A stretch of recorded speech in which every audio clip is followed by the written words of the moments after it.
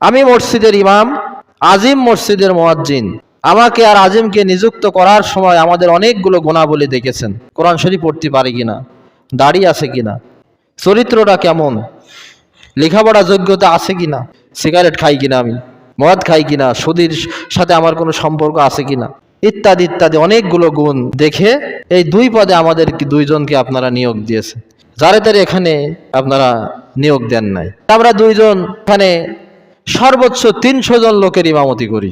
300 জন লোকের ইমাম নির্ধারণ করার জন্য আমাদের এতগুলো গুণ দেখলেন। আর যাকে হাজার হাজার লক্ষ লক্ষ লোকের ইমাম বানাবেন, নেতা বানাবেন, ওই নেতার চরিত্র ঠিক আছে কিনা, ওই নেতা নামাজ পড়ে কিনা, ওই নেতা সুদ খায় কিনা, দুর্নীতি করে কিনা, এগুলো আপনি দেখলেন না। কেন দেখলেন না? আপনার বিবেক কি পশুর মতো বিবেক হয়ে গেল? এই গুণাবলী আপনি দেখলেন না? আপনি তো আশরাফুল মাখলুকাত, আপনার তো বিবেক আছে।